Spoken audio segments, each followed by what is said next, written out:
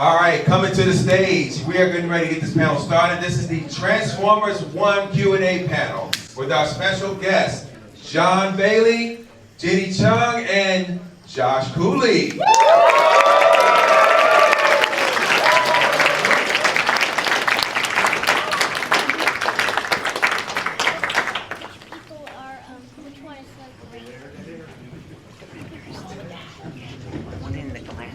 Greetings.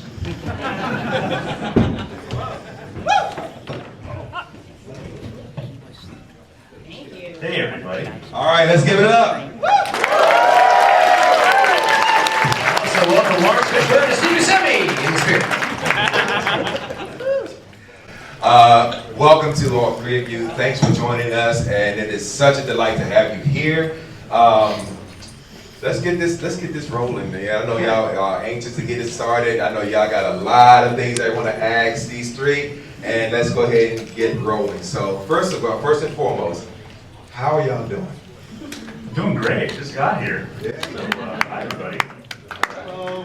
Hey. Hello. Right. Speaking for all of us. Speaking for all of you. Doing great. Great. Very happy to be here. All right, so I believe this is your first BotCon, Mm-hmm. and this is your first BotCon, Jinny. Yep. And John, this is your 27th BotCon. Before time began. Awesome.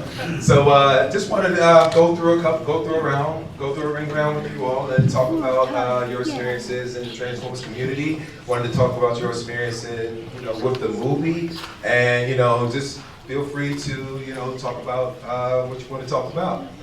All right, and let's start with our esteemed guest, Josh Cooley. Yeah. All right, so Josh.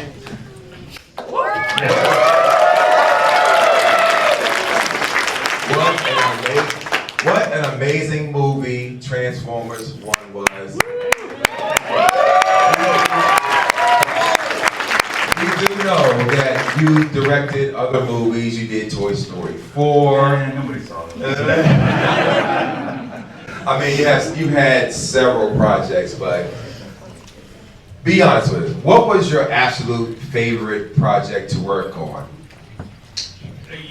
Guys, I'm not even just saying this. Transformers 1 was Nice. fantastic. There you go. It was. And I'll say that because the crew that, besides these two, the crew that we got for this film was incredible. Like every single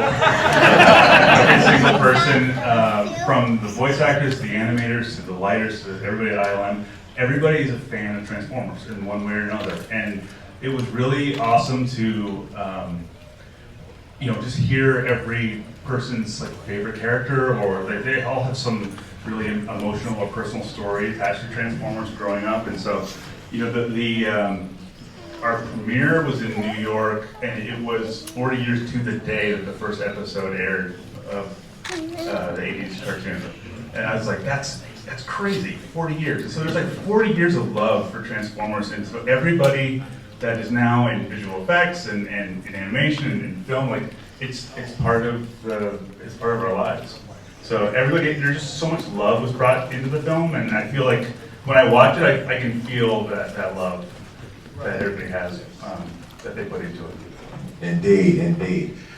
Jinny, let's talk about the characters you voiced. You voiced Chromia, am I correct? Yes. And you also voiced RC. RC. Yeah. Okay. Tell me about your experience with those two characters. Well, I was originally hired as a script coordinator for the movie, Really? and I didn't even know this guy. I just walked into the studio, and I was like, "Yeah, I'm the script coordinator. Who's this dude? Toy Story 4. That's cool. All right, we're recording first. But then throughout, as we're making the movie, we needed to scratch 10 track of just, here's the radio play of the movie. And in the middle of making this movie, the Super Bowl, and we're watching the Super Bowl and I go, why is Jinny in a commercial for the Super Bowl, during the Super Bowl? She's in which commercial was it? It was for DoorDash. And I'm like, what is happening right now? And then I come to find out she's a professional actress, and she's been in, what have you been in? What What's you're putting on the spot? What's the big one? Well, the one I'm most known for, if at all, is for I Think You Should Leave, which is the one move. Thank you. one thing I know about it. Is I think you should leave, but also, you know, there are just other shows too. It's you know, you get the audition, you hope you get it, but you just go to the void, and then sometimes you book it.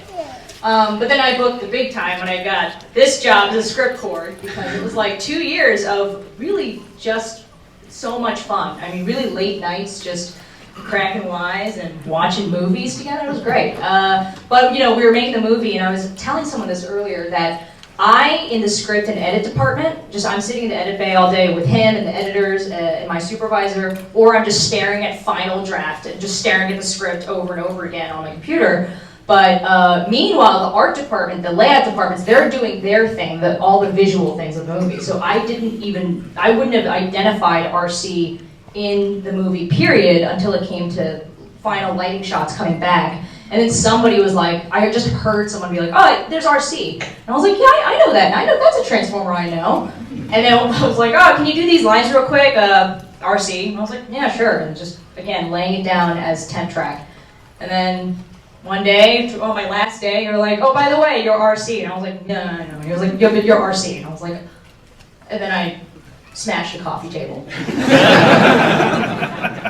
And just to be clear, what that means, temp track, is we're constantly changing the scripts, constantly, throughout the entire 4 years.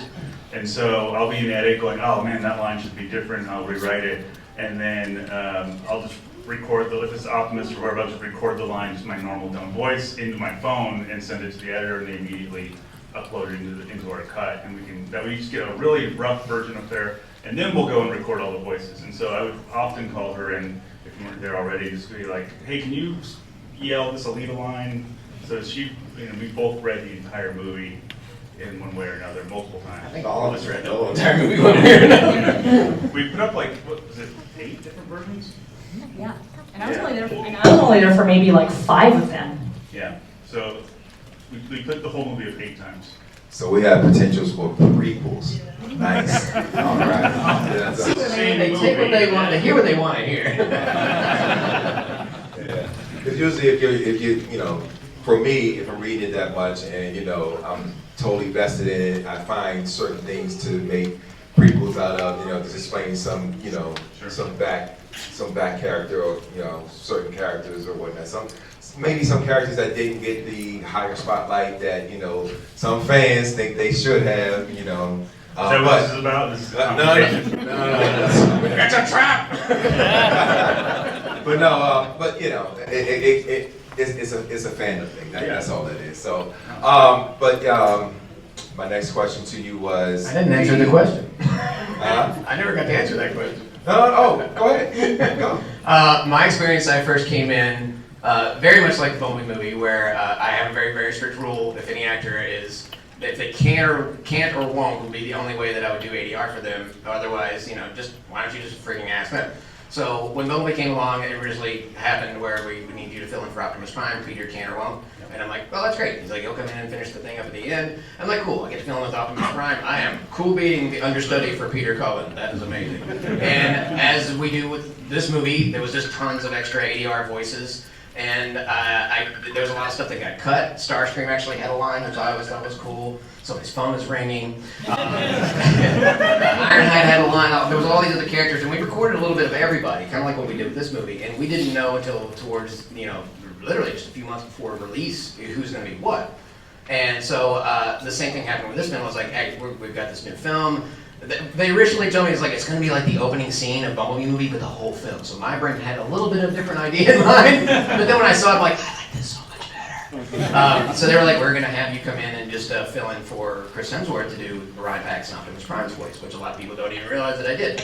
And it's a lot of fun doing that job. It pays the bills, and it gives me a chance to work with my freaking favorite brand. But he always had like these, try out the security guy, try out this guard guy. We all record for all these other different voices, and it's just amazing to watch from the early concept stuff to actually seeing it start to come to, and then seeing final bits, and then seeing it in the theater. Just watching it from beginning to end was one of the most coolest experiences I've ever been on any film. And I've worked on quite a few, from animatics, storyboards, and on, and that was the coolest. I even dare say epic. But with Bumblebee movie, they only had like it was like a CD-ROM rough animatic, and it was still like one of the coolest things I've ever seen. But that's all I ever got to see until the film came out. And in the early screening that I got an accidental screening too. They hadn't finished quite the animation stuff, but with this one, I got to see the entire thing transform from beginning to end, and it was just, going from fandom to professional, it was the best experience I've ever had working. It was always very obvious. I'd come into the booth and show him, like, here's what we're working on, and just to see his drool level. Whether we were doing it was like Sinners. I'd been bitten by a vampire. I was like, okay, so I want to, I want to get this out there because you are the epic voice guy. Okay. That's my brand that's stuck. But John, but with John has been with us since, for a lot of years. And, he started out as a fan. He came up into this, into where he is now. John, can you talk about that journey? I know you talked about it, pretty much, but can you give a more detailed travel into your journey as a fan to getting to where you are now? Sure, I'll keep it brief though, because this is a group panel, but the condensed version would be that I started off just 4 years old. There it was. My mom took me down the shelf, and it was back then they had one aisle for toys. It was a boy side and a girl side, and then bicycles was the next aisle. And I stood directly between G.I. Joe, like there was a line. Joe's were on this side, Transformers were on that side. My mom said, pick one, that's what we're sticking with. And my undiagnosed spectrum brain saw that toy is a puzzle, a vehicle, and a robot with a really cool package, and that's got a lot of little tiny parts. I'm gonna go with that one. So I got Bumblebee toy, and I was a fan of the toys first, and then I saw the cartoon, and I had already heard Peter Cullen's voice in Voltron, Defender of the Universe. And I was like, I want to be that one day, that voice that made people go, what the frack was that, that face. And I didn't really know what that meant, really, so when I heard him in Transformers, I was immediately hooked. So I ended up being a fan of the cartoons, and then the comic books. And back when there was only one run of comic books for Transformers, so I could keep up with the story. And eventually, when the internet was invented by Al Gore, we looked up who did what, and that information didn't exist. The old cartoon just had a list of names. There was Michael Bell. We didn't know who was who. For the longest time, I thought that I thought Jack Angel was actually Optimus Prime for a while. And then my brother worked for this company called ODP, which is a third-party subsidiary of Google, who helped compile information. So when you search things in Google, they show up. So he was like the first guy to find a picture of Lorenzo Music, the voice of Garfield. The guy did not like his picture being made. So we started kind of figuring out Michael Bell is Prowl, and so on and so forth. And then I just started getting good at doing that stuff. I was a very competitive kid, undiagnosed, as I said, autistic, and my mom's like, I can do Grover's voice. I'm like, I bet I can do it better than her.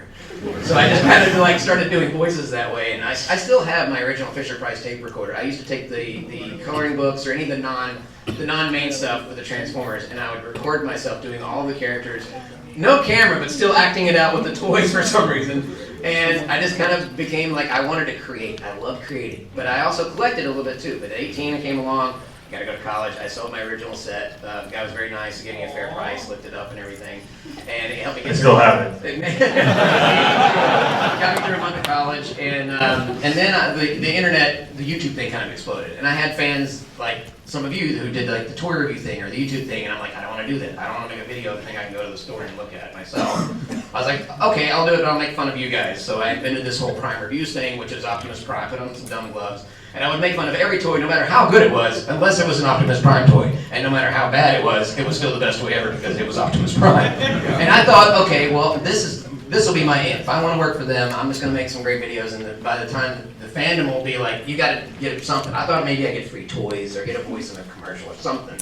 And I collected tons and tons of stuff to make content for, I thought, 10 plus years. Within 2 years, my voiceover career had caught up with my social media career, and Machinima had put me into Combiner Wars. And as soon as Hasbro heard what I could do, they're like, we would like to work with you on other things. And it just branched. There is insane stuff out there that you guys don't even know, Transformers stuff there's Snoop Dogg out there with my Optimus Prime voice calling, all you homies stay high and fly. Like, you never know. There's something out there. And now I figured if I can't be the guy of that voice, if I'm number 11 of 16 Optimus Primes, I'm just going to go for a record then. So I've actually had over 100 Transformers voice roles so far and counting. So watch out, Steve Bloom, I'm coming for you now.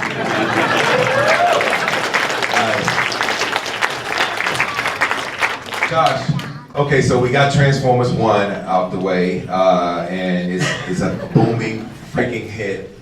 What's next for you? What's next for you? Transformers 2? Baby?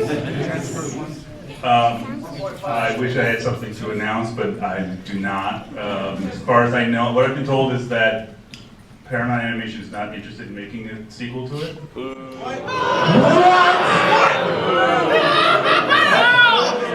Back at the band.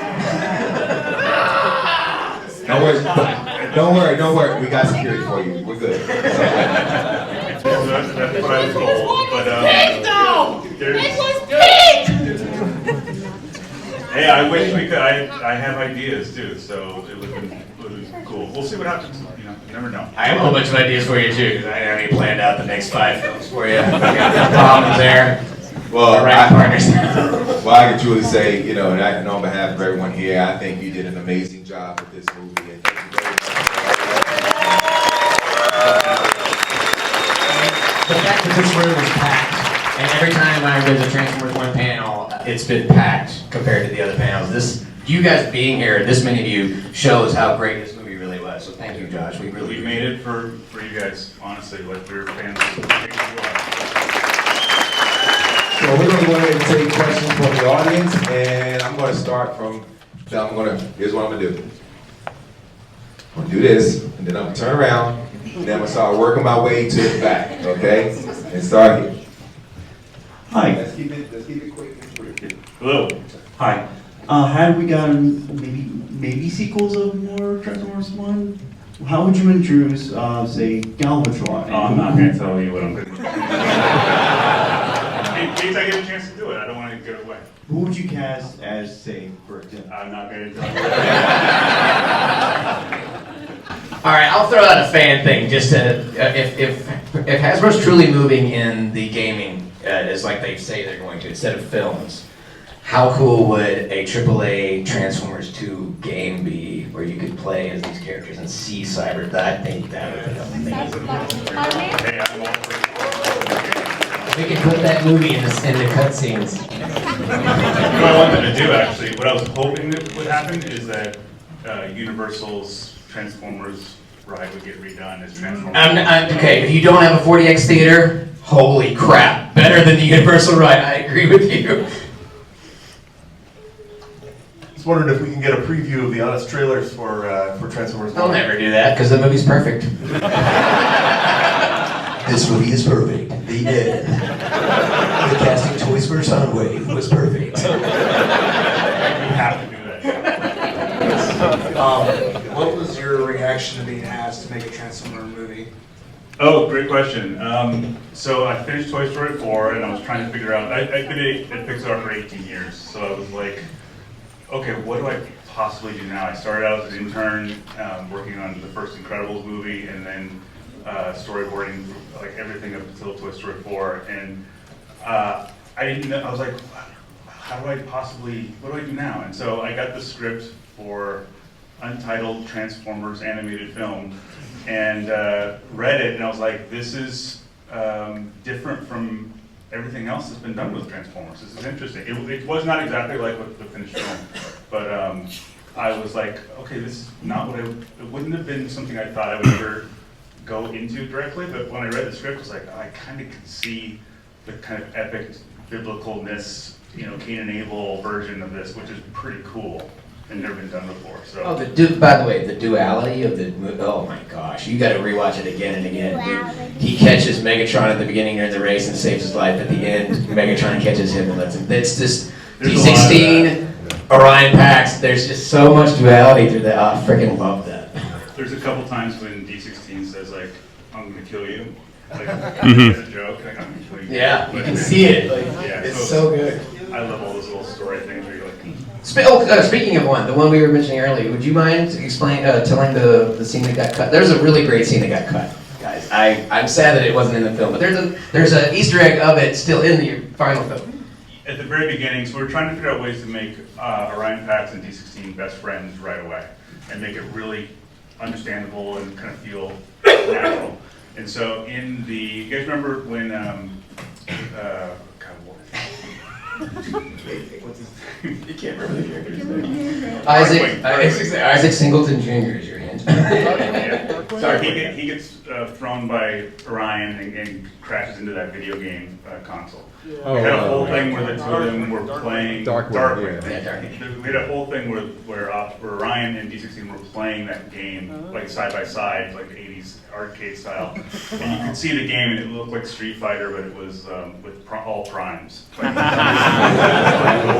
Megatron was playing as Megatron's Prime, the greatest Prime who ever lived. Yeah. And the whole, and it was very relatable, especially to... And that was the most important thing. I know there's questions, but like it was, how do we take a world that's on a different planet, alien planet Mars, and make this relatable as possible to Earth? And so that was one of those ways. It made me very happy that the arcade machine still made it into the movie. Right, Is that's the the next arcade question. machine called Primus Prime? Hold on. Okay, I'm gonna try to like run through these questions real quick. It's just like Just technical one. stuff. Just one. Oh, Just so one. Never mind. In terms of like animation production, like average amount of time, since I know you've done motion capture for this, so. That's a big one big question. The motion capture was just for previs. It wasn't actually for the animation. But so to answer your question, I spent 4 years on the movie. Wow. Yeah, that's about average for an animated film for a director. So like just one scene would be like average time? There's no way. One scene could be two people standing there, or it could be an entire race with other actors. Yeah. Like, it takes much longer. So it depends. Dang. Amazing stuff though. It's an amazing movie anyway, so you really spend your time on that. Thank you. If Paramount doesn't want to fund this, though, I will send them the video of the crowd absolutely losing their minds when you announce that, if you want. Now on Kickstarter. However, I was curious, when you saw the script and you were working on the movie, how much of the Covenant of Primus book fed into that script? Was it completely unrelated, or, I mean, assuming it isn't? I don't think I ever read Covenant of Primus book. Okay. But did the script writers ever? I don't know. Interesting. I don't Okay. know. Okay. I can tell you a tiny Easter egg about this. You all might know him, but you might not. Jim Sorensen. Yeah, everybody knows. He invented the Cybertronian language. He didn't even know it was included in the film until he went to see it in the theater, and he was like, "I made that!" Because it's on all the film. I may have read it because Hasbro gave me this PDF that had like everything transformed to it. May have been that. Yeah, it's from Alpha Trion's perspective, first person, and talks about. Oh no, I will talk to you after the show. The Binder of Revelation, just the PDF. I lost Derek. Where is he? He's right here. Oh, there he is. One thing which was a really great choice was with Transformers 1 was that it was the first Transformers movie to not have a single human character in it. And I was just kind of wondering, it seemed like the powers that be behind the scenes always seem to be like, oh, we need like a human connection to this story, and kind of window into that. I just wondered if there was any pressure or discussion to try and incorporate humans, because you absolutely just do writing and people care about the characters. So I was just curious if that was always the plan or any That was process. always the plan. It was one of the reasons I wanted to do the movie, was because you didn't have to rely on that. And honestly, with the live action ones, it's so expensive to do the visual effects of the bots that they need to cut away from the bots to show something. And so that's why the humans are such a big deal in the live action ones. But yeah, for this film, I was like, we've got these great characters. Let's let the movie be about them.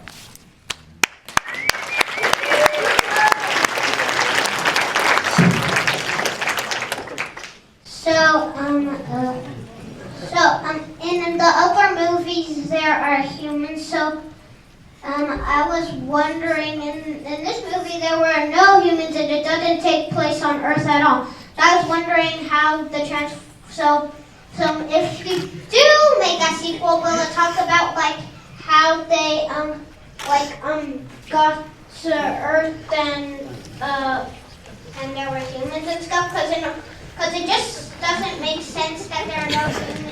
My heart is so warm right now.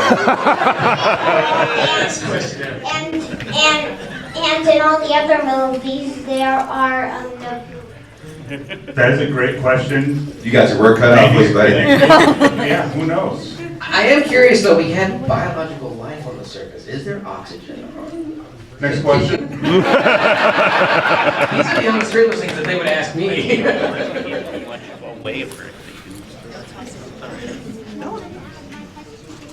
As this is your second directing gig for Transformers 1, I wanted to know, what were some of the challenges you face, not just with Transformers 1, but with Toy Story 4, in regards to the history behind it, like doing the research for it, being it with the original trilogy of Toy Story and literally everything in Transformers, the comics, the Covenant, Yeah. etc.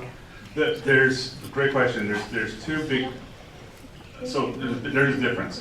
With Toy Story, I was there during the third one. I was working with Lasseter and with Joe Ranft with my mentor, and worked with Andrew Stanton. All the guys that created the very first Toy Story, I was working with them on Toy Story 4 for the most part. So I can ask them directly, and they can tell me, like, here's why we made these decisions back in 1995, 94. With Transformers, it's a sandbox, man. It is just, there's so many different versions of things and so many different takes on it that at first I was like really concerned, like how the heck am I gonna take this huge thing and try and condense it into 88 minutes? And it became clear, like, there's no wrong way to do it.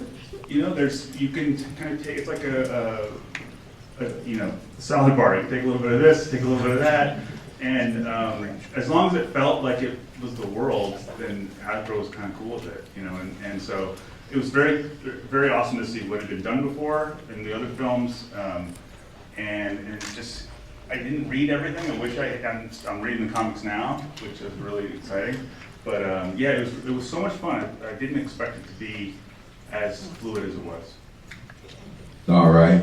So, no humans. We got that. We understand that, right? We're good. But two prominent humans that are part of the Transformers lore, and one of them has a question. Go ahead, Sparkplug. Thank you. Thanks for taking my question. Really quick, I love the movie, but I also absolutely love the song that you did at the end, If I Fall. And I just wanted to hear a little bit about the thought process in creating that and finding, the musicians to do that and walk through that process.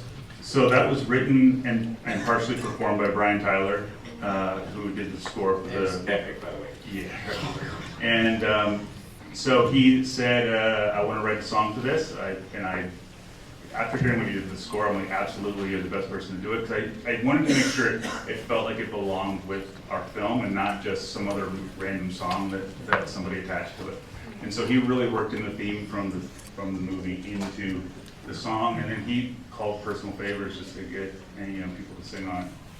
I love the Transform the Dark, the song that Brian Tyler did for the Decepticons, the High Guard reveal. Oh, that's just freaking cool. Yeah, the score was dope too. And that If I Fall is actually on my playlist when I work out. Of like techno and orchestra. Sounds great. So I don't know if this was like corporate mandate or not, but Bumblebee was in the movie and he didn't really feel like he belonged in the movie, I guess. So if you didn't have to... That's Paramount calling you right now. Michael Bay would like a word. If you didn't have to include Bumblebee, what character would you replace him with if you didn't have to put Bumblebee in there so they could sell merchandise? I don't ever remember anybody telling me I had to do it. I'm not trying to start fights in here, but let's go to the next question. Barrage. Why didn't you, why'd you not make D16 a gladiator in the pits of Chaos like Tough question. Tough question. I wasn't going to ask that question because that sounds like a sequel question. So we had a gladiator fight at one point as a nod to that. So the real reason is because I needed Orion Pax and D16 to start in the same place. And in order to be best friends, they need to be on the same level, they need to be like brothers. So to have them, one of them be a gladiator, another one be a clerk, data clerk, like it started them in a totally different area. And it would have taken a much longer time to make that story happen. So that was the real reason. But we did have a gladiator fight when they got taken by the Decepticons. It was like they were thrown into, I can't remember what it was called. I don't remember. I just remember it was like sequence 1600 gladiator.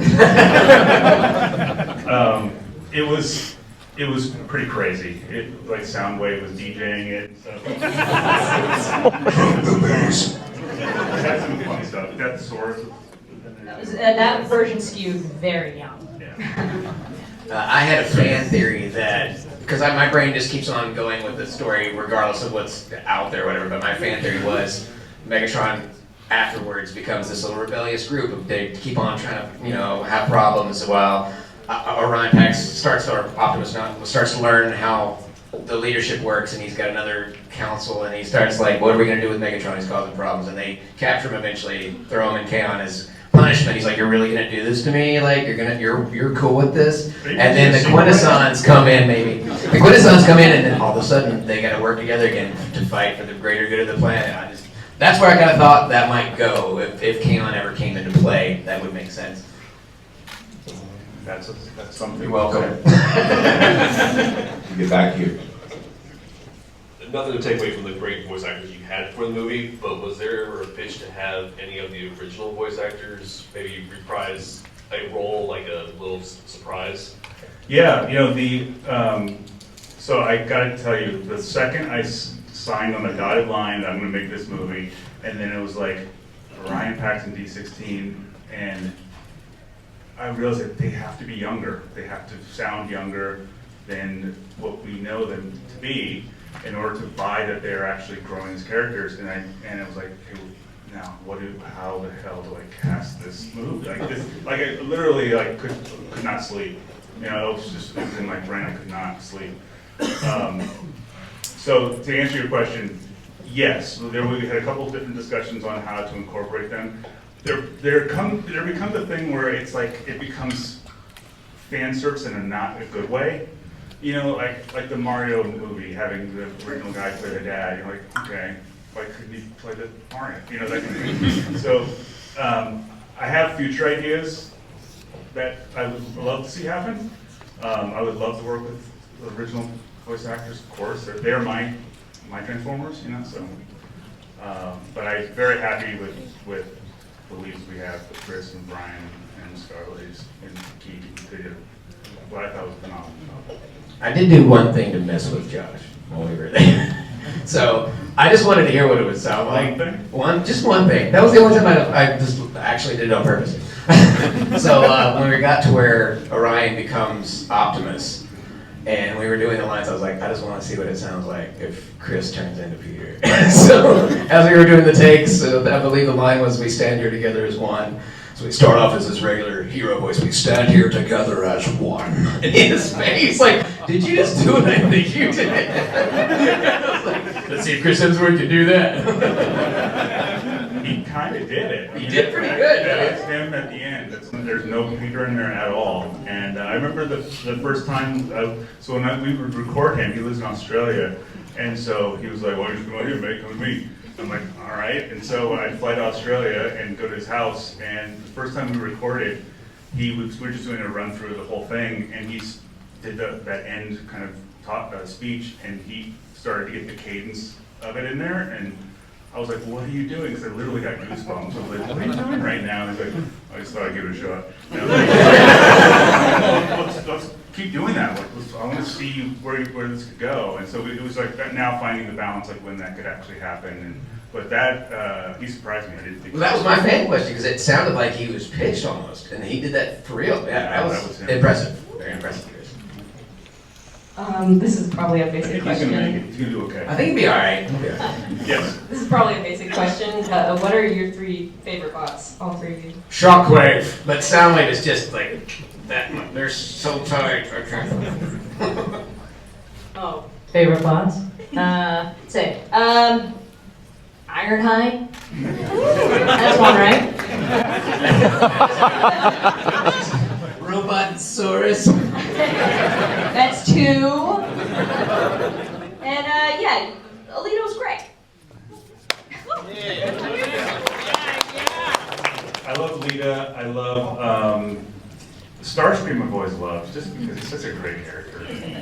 Number 2, that's always trying to be number 1. You just love that. And then Optimus Prime.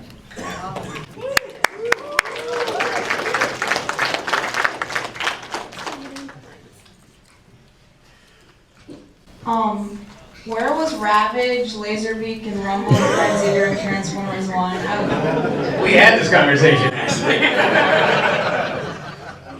Can I say what you actually said? Because it cracked me up, because a lot of fans of things he's like, so where are the little guys? Where are the little men? I said that? Yeah, he said like, because like you were asking me like where do they stay? Or I was like, well, I think my answer was like basically the animal robots kind of just chill. You know, but I feel like it would be a little weird to have little men in your chest all the time. They're usually running around. I knew that though. I know what you were asking because we were like, we're not really in this movie, but like, where are the little guys? Where would they be? Yeah, there was no reason to reuse them, honestly, and so I didn't want to just have them show up just because. So I felt like let's make it a real cool thing, a real reason to happen. I kind of wondered if we'd find out before he meets them, or how does that happen? That's kind of cool, right? Yeah, are they his babies? Like, whatever. You like pull off apart and it turns into another Transformer? Say Shockwave, I'm pregnant. Shockwave, I'm pregnant. It's not mine.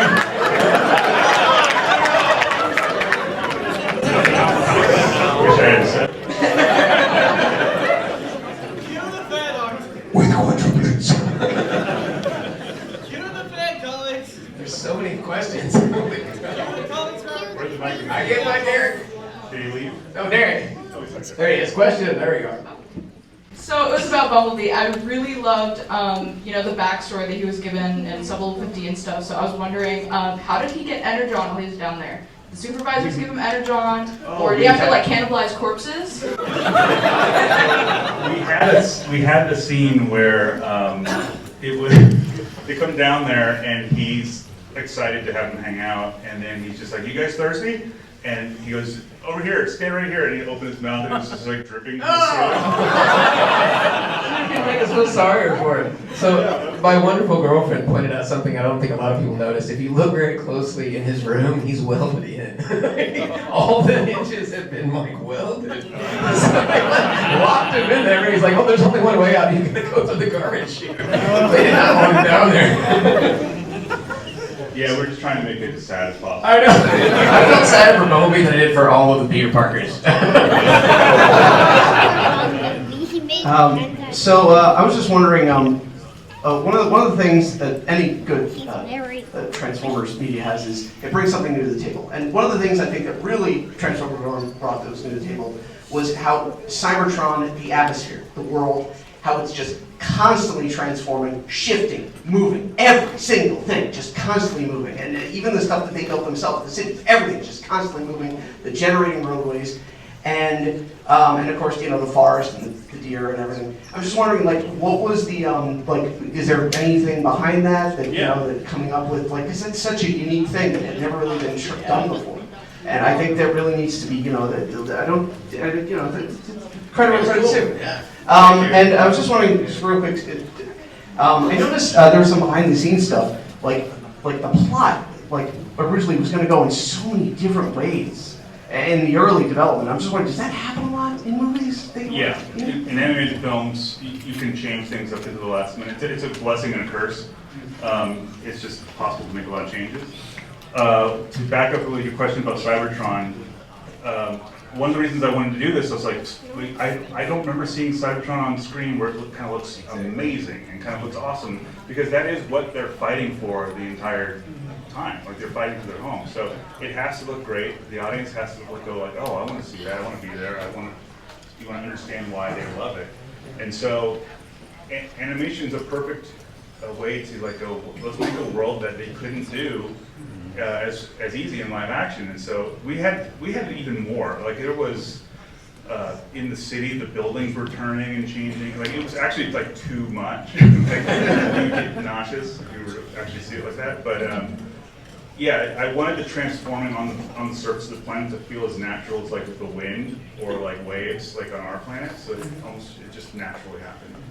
And IMAX 3D, wow. It was that. Yeah, I want to see that. So we're coming down to time. We may have time for maybe speed questions. All right. So this is speed round. So as usual, I'm screening your questions before you have to make sure that they can actually answer them. And then let's get with this one right here.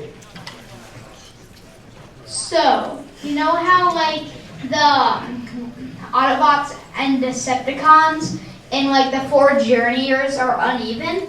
If you had to make it even by adding 2 Decepticons, who would they be? Next. Adding to the journey, is that what you said? Basically, you know, you have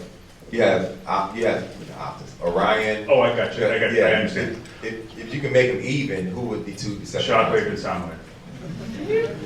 That'd be cool. Thank you. Hi. Was there like a specific part when you were like making the movie that made you realize, oh, this is like gonna be a really good movie? Thank you for the compliment. I think, you know, like a specific moment. I told him that as soon as I saw the first second. I don't think this is amazing. I think it's always, you never know for sure, right? Because you're on it for so long, and you're like, I don't even know what I'm making anymore after a certain point. But when you show it to people, and you know, showing it to like Lawrence Fishburne and him going, oh my God. Like that, And words we can't say here. yeah. That's when you kind of, you want to gauge other people's reactions, and that's when you kind of go like, okay, I think this might work. And every screen we went to, it's fans or not fans, and everybody just freaking loved it. Everybody was just nuts. At the end of it, you know a great movie is a great movie when they just do not stop talking about it when they leave the theater.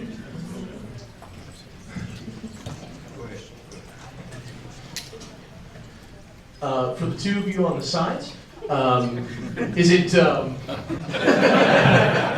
Jenny and John. Is it? Thank you. Is it ever kind of surreal, or is it just always cool seeing merchandise, whether it be toys or just product placements or stuff for characters that you voiced? And is it just? Is there anything else that's happened that you wanted to see more of? Are there like you know anything that they haven't done for that movie product-wise? Yeah, this is definitely a you question, buddy. Well, I don't think either of us have a lot of toys for the characters that we voiced for.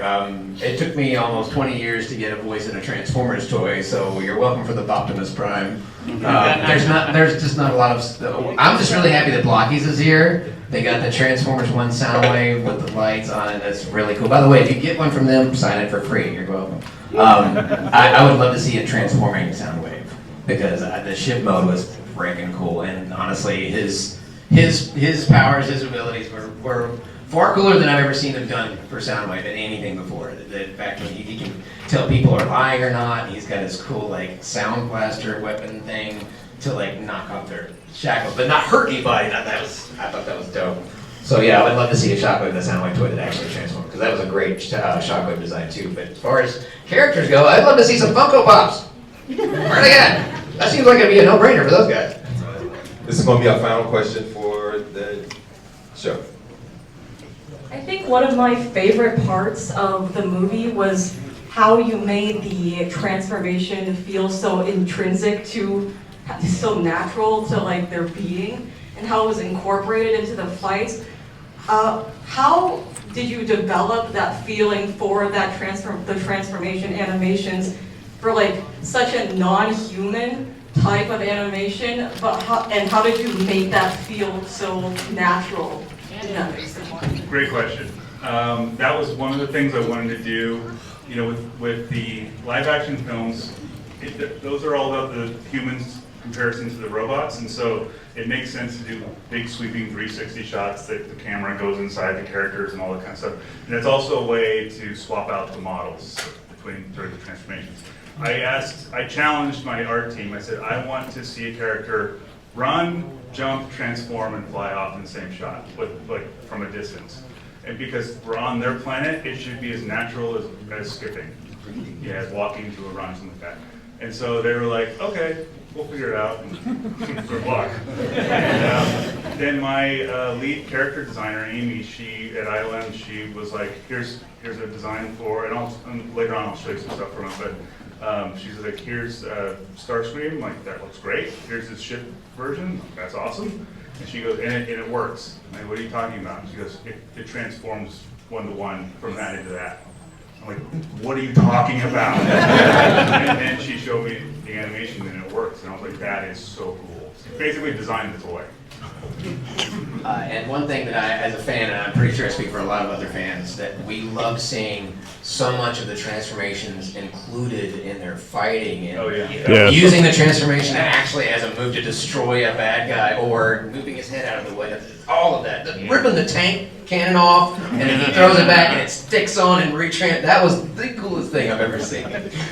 Yeah, it was like, this is a Transformers movie. We can get any two people to stand up and punch each other. Exactly. Like, they have to transform in order to fight. Like, that's just one of the rules. And so, just giving that to all the animators, and they're like, what if he does, what if he did? You know, you're playing with toys as a kid, what if he does this and he goes over there? It was exactly like that with the 50-year-old men.